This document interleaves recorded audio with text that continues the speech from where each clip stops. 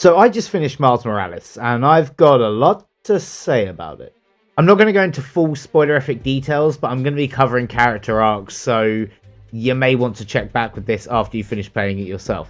Spider-Man Miles Morales is a coming-of-age story, in which our new Spider-Man is left on his own for 2 weeks as Peter goes on vacation with MJ.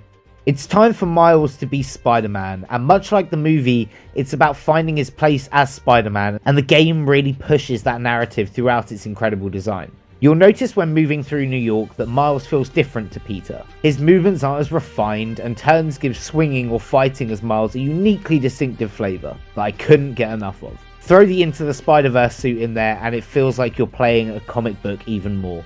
It's a really nice touch, guys. It's a damn nice addition. Miles doesn't benefit from as many gadgets as Peter did in the original, but Miles brings his bioelectricity powers with him in the form of invisibility and Venom Strike. The invisibility worked really well and tidied up a slight issue I had with its predecessor. In the first game, if you got spotted, that was it. Stealth mission over, it's time to face hordes of enemies no matter how many different points you zip to. Here, you can quickly become invisible and return to stalking your prey from the rooftop.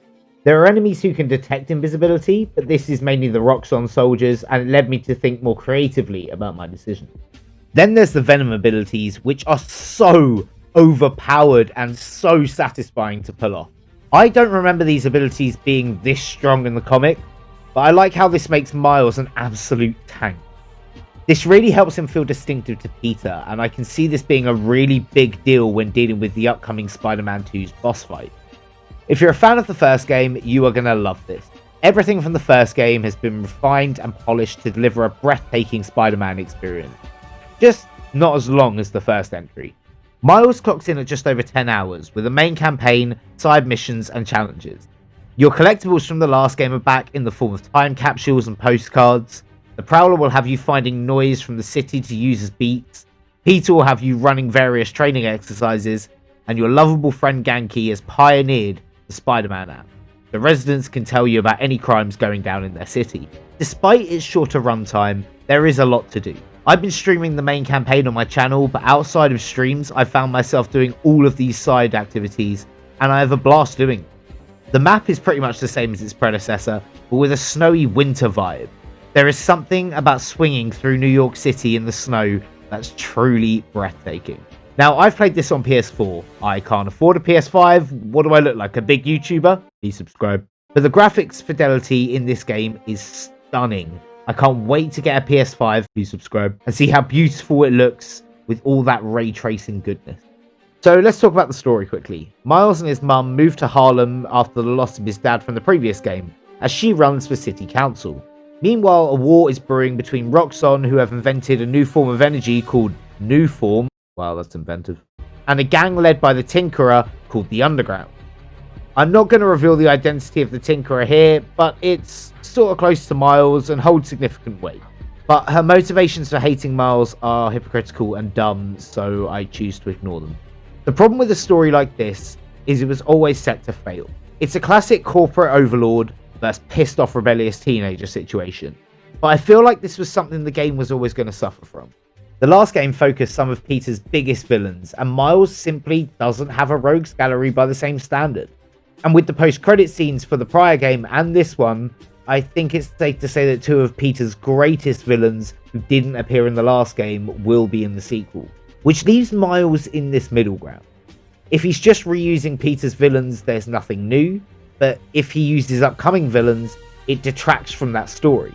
So Miles is left with some pretty underwhelming bad guys. Don't get me wrong, I still enjoyed the story, but this guy ain't nothing on this. The heart of this story comes from Miles and his growth into the mantle.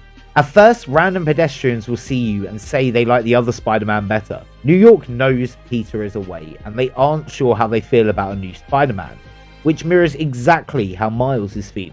He's unsure of himself, but by the end of the story, he knows why he is Spider-Man and exactly what kind of Spider-Man he's going to be.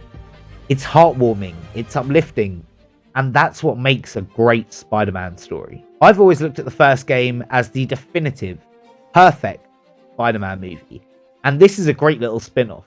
I can't wait to see how both Miles and Peter are expanded upon on the next game. And if my expectations are correct, they're going to throw everything at the new game.